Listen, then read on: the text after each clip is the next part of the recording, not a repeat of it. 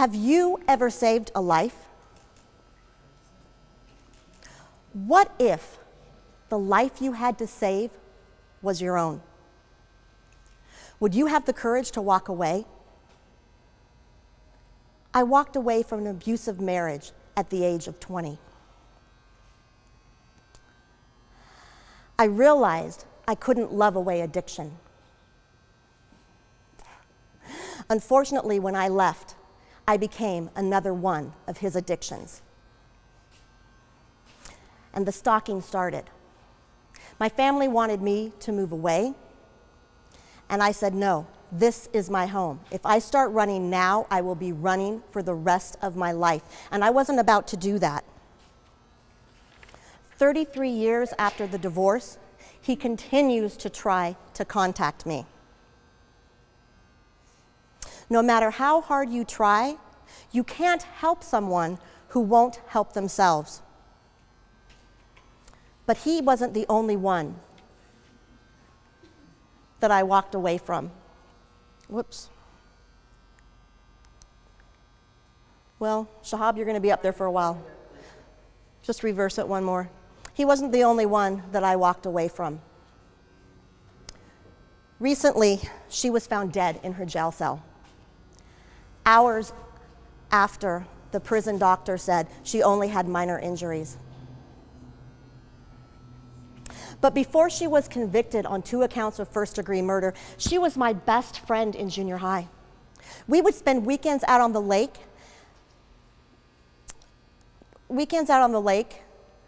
camping out on her dad's boat. We would go to concerts at the Aladdin. We would sneak drinks inside, and we'd drink them when we were riding up and down the elevators. One time, we rode down the elevators with the Doobie Brothers. Yeah, I'm old. I was there when her children were born, her son and her daughter. We've been through marriages and divorces. She was the angel who happened to be driving down the road when my ex was chasing me with a sawed-off shotgun. She slowed down her car. I jumped in through the passenger side window, and she peeled out down Alta Drive with him chasing us. But enough about me. From entrepreneurs to entertainers, from CEOs to charities, from survivors to thrivers, I've told a lot of stories.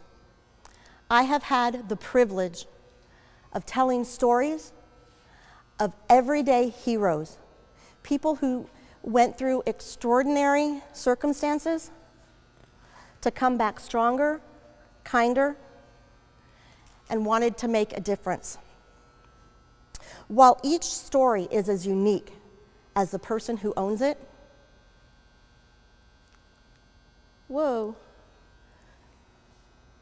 While each story is as unique as the person who owns it, every one of the stories had something in common. Every person told themselves a story that they believed, that helped get them through whatever they needed to get through to survive, to thrive, to make a difference. It's been said that you're the sum total of the 5 people that you hang around with. I don't believe that. I believe you are who you listen to. You see, the most important story is the one you tell yourself. I believed I deserved better than to be dragged down along someone's downward spiral. Unfortunately, my friend didn't see the good in herself. Heaven knows she knows better now. Every day, we have the opportunity to make courageous decisions, decisions that can change our story and the path that we're headed down. How many times have you raised your hand and asked for something that you wanted? Have you grabbed an opportunity that was presented to you, no matter how scary it seemed? Do you have the courage to fire a client? Do you have the courage to stop working with a company or a colleague who isn't treating you fairly, who isn't paying you well, who doesn't play fair and is taking advantage of you? Do you have the courage to walk away from toxic people, even if they're your family?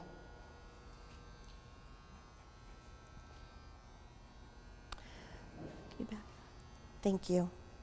I started reading Fast Company magazine when it first came out in the late 90s. Ironically enough, I was working in the building next door. I didn't belong there. But Fast Company magazine was the coolest magazine. It came out at a time when the information age was just launching. Business was changing so fast, and people didn't know how to keep up. And the cool thing about the magazine was it didn't just publish stories.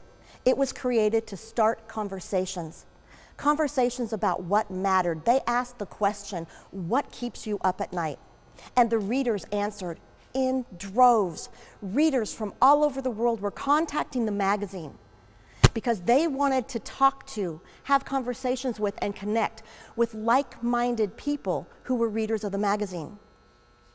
An associate editor, Heath Rowe, created what was called the Company of Friends, readers groups in cities all over the world that came together to talk about things that mattered. Well, at the time, I was looking for that type of connection.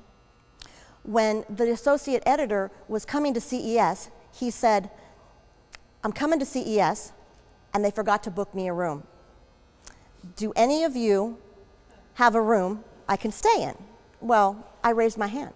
I didn't know him, but I knew him through the magazine, and I said, "Heath, you can stay with me. Absolutely. All I want, you can come and go as you please. I just want to have dinner with you one night. I want to talk about the magazine." Well, he ended up finding a hotel room, but he honored my request for dinner. And at dinner, I asked him, I said, "Why doesn't Las Vegas have a company of friends?" And he looks at me really matter-of-factly and just goes, "Because you haven't started one." So I did. And it was one of the best things that I did, because right after I started it, before our first meeting, I was let go from the RJ. And that was, it's okay, I was looking to get out. It was all good. And I started one. And I have had the opportunity to connect with some of the most amazing people and going to their conferences and the experiences. Also at dinner, Heath asked me about what was going on, what was cool in the schools here in Las Vegas, because we're known for not having really a good education system. But there was a school that I just visited that had a micro society. It was amazing. It's called Gerheim Elementary. I don't know if they still have the micro society, but I told them about it. It got published in the paper, not because they were reclined or I got paid. Most people don't even know that I was behind it. But I did it to give back to the magazine that had given me so much. Seth Godin, one of his best-selling books was Purple Cow. He did a follow-up book called The Bull Market, Companies That Make Things Happen. Because of my association with the magazine, he reached out to the Company of Friends and he goes, "What companies out there are cool?" I submitted my company for consideration right after I started it, and he put it in there.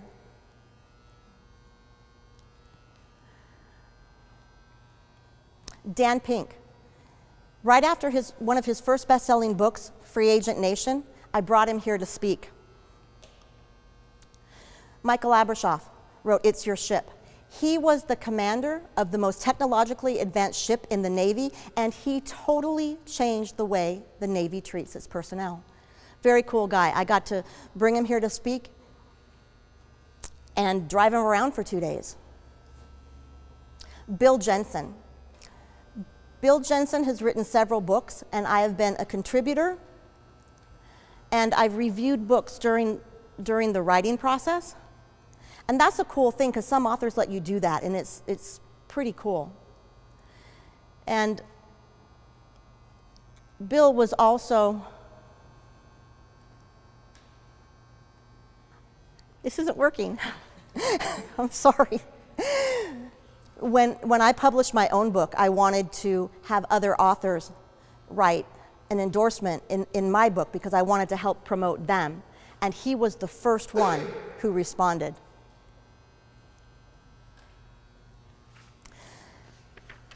I was included,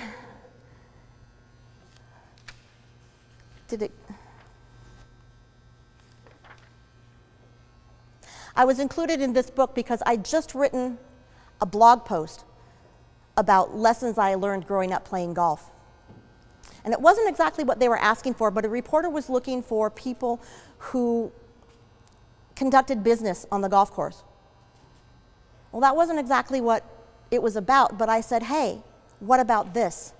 And they said yes. And they not only included me in the book, they did a whole separate podcast because I used playing in charity golf tournaments as a marketing strategy to build relationships.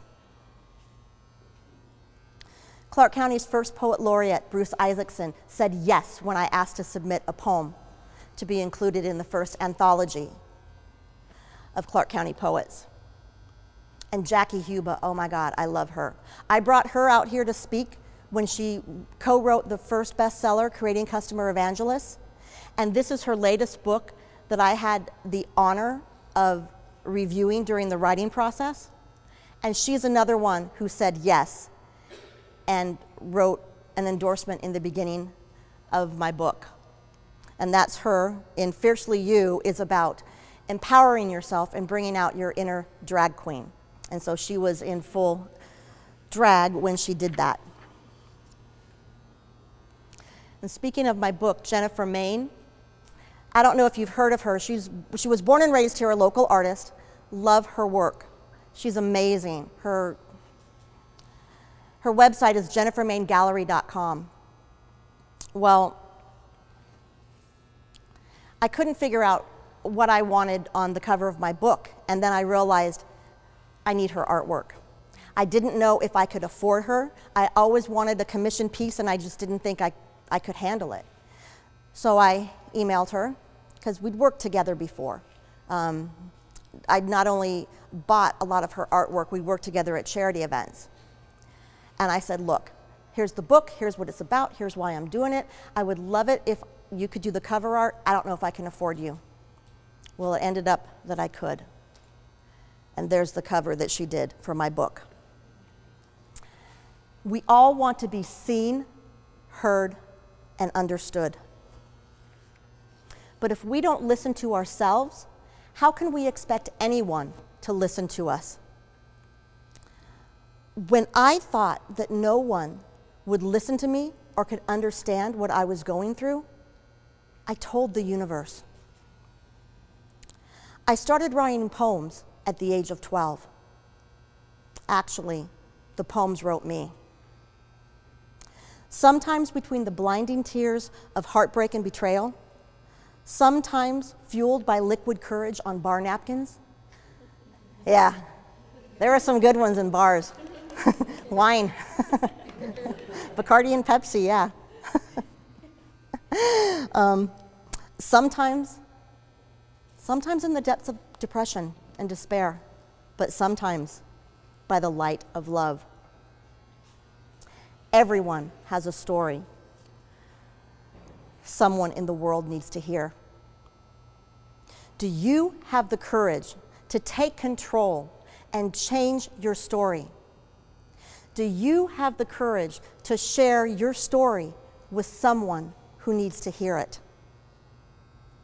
Do you have the courage to save your life? Thank you.